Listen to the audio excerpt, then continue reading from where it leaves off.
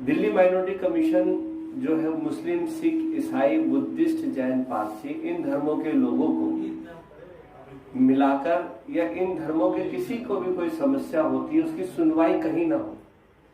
जैसा कहा कि एसडीएम हो गए, डीएम हो गए, पुलिस डिपार्टमेंट है, कोई सा डिपार्टमेंट ऐसा है जहां पे आप जाते हैं और आपकी सुनवाई नहीं होती, तो उसकी सुनवाई के लिए जहां किसी की सुनवाई ना हो किसी भी डिपार्टमेंट में, तो आप दिल्ली माइनॉरिटी कमीशन के दफ्तर में आके अपनी शिकायत दर्ज करा सकते हैं और अपनी समस्या बता सकते हैं। उस समस्या का समाधान करने के लिए, उस समस्याओं को सुलझाने के लिए दिल्ली माइनॉरिटी कमीशन जो है वो उन संबंधित अधिकारियों को चिट्ठी लिखता है और चिट्ठी लिखने के बाद में उनसे पूछता है कि भाई ये बताइए कि इतना लंबा अरसा हो गया है कि आप इनकी समस्या क्यों नहीं सुलझा। आदाब नाजरीन, आप देख रहे हैं एक शाम टीवी और मैं अब्दुल वाजिद चिश्ती निज़ामी। मैं इस वक्त मौजूद हूँ दिल्ली के बवाना इलाके में और बवाना गांव में जो तहसील वाली मस्जिद है उस मस्जिद के अंदर मैं मौजूद हूँ। दिल्ली माइनॉरिटी कमीशन की यहाँ पर एक मीटिंग है और उसी मीटिंग के दौरान जो यहाँ पर क्या क्या बातें रहीं और क्या क्या यहाँ परेशानियाँ हैं लोगों की, वो मैं आपको सुनवाता हूँ। सुनिए आपको। अस्सलाम वालेकुम सब छोटे बड़ों को, मेरे भाइयों और चेयरमैन साहब जितने भी हमारे अध्यक्ष वगैरह हैं सबको मेरी सलाम है। मैं कहना चाहता हूँ जी, मैंने एडीएम, एसडीएम, डीसी तक घूम लिया, कहीं भी कुछ काम नहीं हुआ। एक बार सुरेंद्र ने कराया था, अब वो पानी का निकास था, मशीन टिक जाया करती, पानी निकल जाया करता। आज हमारे सब कब्रिस्तानों में कई बार कई जनाजे हमारे जो है जय कलोनी में दफनाए गए और हमारा कुछ कब्रिस्तान आज भी 3 बीघे 13 बिस्से कब्रिस्तान जो बस्ती में आ गया, उन्हें पता है, नहीं पटवारियों से कहते हैं, तहसीलदार से कहते हैं, तो वो लोग कहते हैं भाई हमने सड़क पर थोड़ी मरना है, कोई अपने लौटा देगा। तो हम तो रिक्वेस्ट करते हैं आप लोगों से, अब जो हमारी सुनवाई करवाई जाए, जो हमारा 3 बीघे 12 बिस्से ये कब्रिस्तान है, इसका ही कुछ समाधान हो जाए। वो बाकी मिलना तो बहुत दूर की बात है, आज भी उसमें गेट के आगे पानी खड़ा है।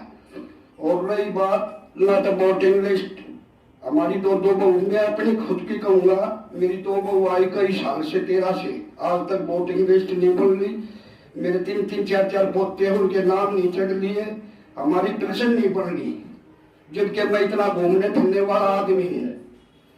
ठीक है, अब नाम से ये सोचा है कि भाई हमने जब कुछ रास्ता ही नहीं होगा तो होगा क्या आगे।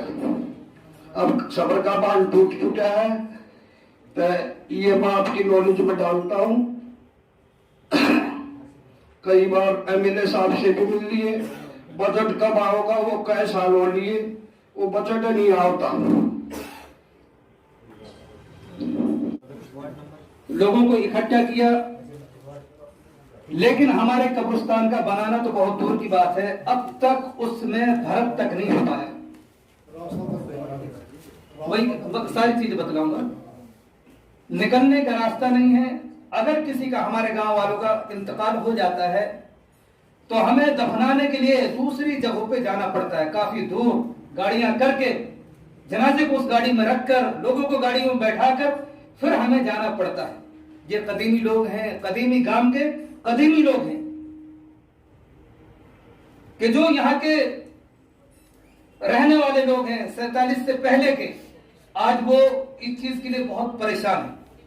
ये हमारे भाई कश्मीर साहब बैठे हुए हैं, इनके साथ मिलकर हमारी पूरी टीम ने एसडीएम के पास भी गए और जहां जिसने बतलाया हम लोग गए, अमीर साहब से दरख्वास्त करी और ये जो बैठे हमारे नुमाइंदे आम आदमी पार्टी के, इनसे भी दरख्वास्त की गई। इन लोगों के सामने बातों को रखा गया, लेकिन दोस्तों अब तक जरा बराबर भी कोई हरकत नहीं हो पाई। ईमानदारी से मैं आप लोगों के सामने बतलाना चाहता हूं कि ये सारे के सारे लोग आम आदमी पार्टी के सपोर्टर हैं और हमारे सामने दूसरा कोई रास्ता नहीं है कि जो आदमी दिल जान से एक होकर और दूसरों पर मेहनत करके कि ये लोग खुद भी लगे हुए और दूसरों को लगा रहे हैं, लेकिन इनके कामों के लिए इतना नजरअंदाज किया जा रहा है कि इनकी कोई सुनाई नहीं हो रही।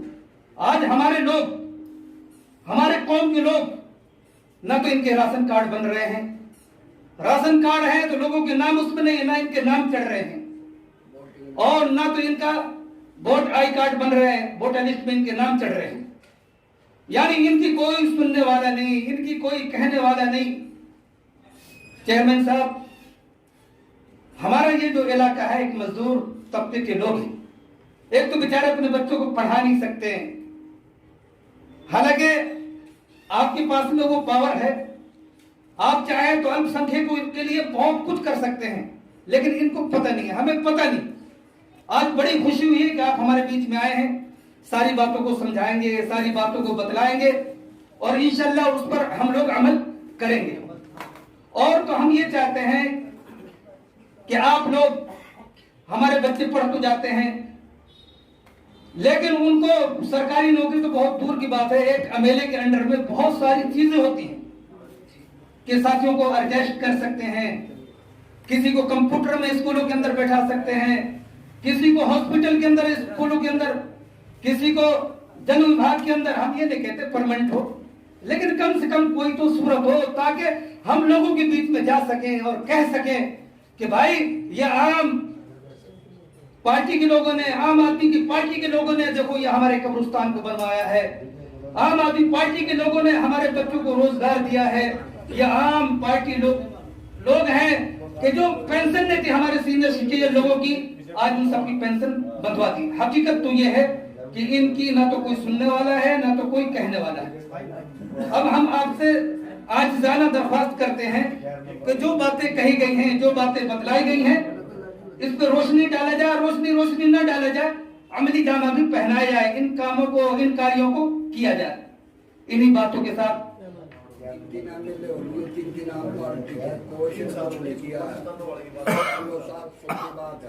तीन एमएलए हो रही है आम पार्टी के, किसी ने भी हमारे पर कोई प्रभाव नहीं। बतला दिया मैंने।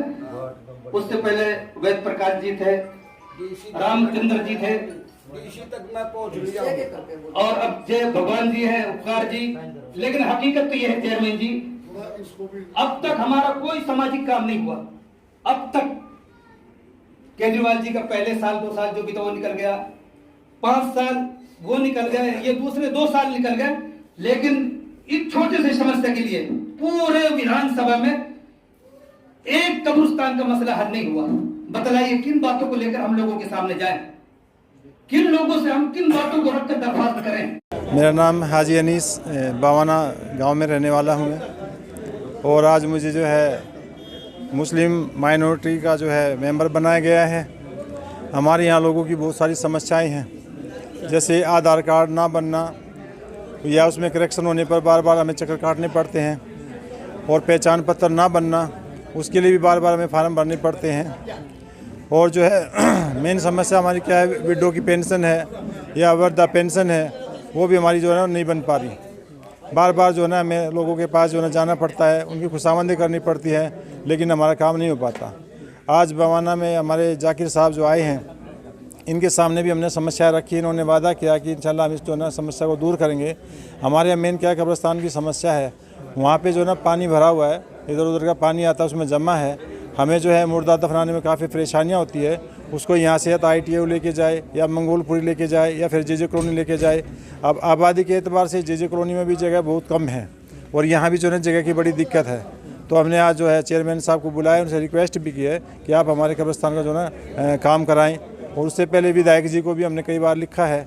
अब हम ये नहीं कह सकते कि भाई कोरोना का जो मामला चला हुआ उसकी वजह से काम नहीं हुआ, लेकिन उन्होंने भी वादा किया कि हम जो है ना आपका काम जो है ना जरूर कराएंगे। कितने लंबे वक्त से परेशानी है ये कब्रिस्तान? हमारे यहाँ तो तकरीबन 10-12 साल से परेशानी है, 10-12 साल से परेशानी है। हर आदमी जो है परेशान है। हम चाहते हैं कि आप लोग भी हमारी मदद करें, चेयरमैन साहब भी मदद करें, ताकि हमारा जो है काम जो है ना सही हो जाए, और यहाँ हम अपने मुर्दों को आराम से दफना शुरू कर दें।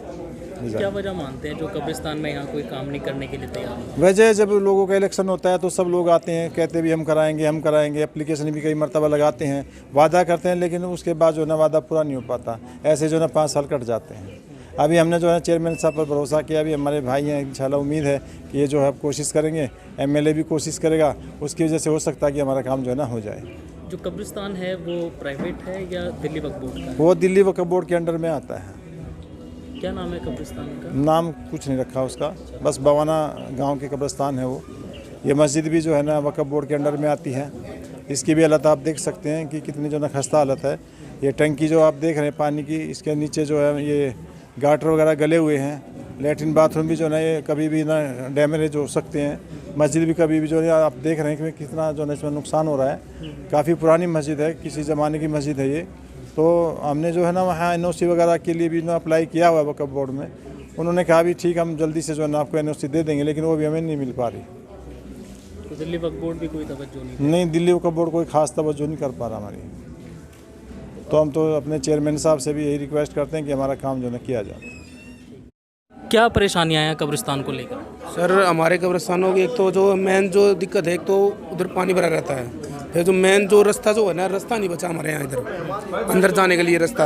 एक छोटी सी गली बची हुई है और वो उधर से निकलते हैं तो उधर दिक्कत बनती है। वो वहाँ जो अड़ोसी पड़ोसी मकान वाले तो वो एतराज़ करते हैं उस चीज़ का, क्योंकि जो मेन रोड जो है ना, जो मेन जो रास्ता है, गेट है कब्रिस्तान का, वहाँ पानी भरा हुआ है। और अंदर जो मेन जो उसका रास्ता है वो उसका पता ही नहीं कहाँ पे है कहाँ नहीं, क्योंकि पानी इतना भरा हुआ है। सामने झोड़ है, सामने है झोड़ तालाब।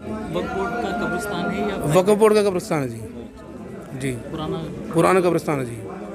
पहले काफ़ी एकड़ में था, अब थोड़ा छोटा सा रह गया, उसकी बाउंड्री हो चुकी है तो बच गया वो, नहीं तो वो भी गिरता हुआ जा रहा था। चेयरमैन पहुंचे, इन्होंने क्या आश्वासन दिया? कह रहे हैं कि कार्रवाई होगी, नहीं है काफ़ी वो है इनकी बातों से लग रहा है कि काम हो जाएगा।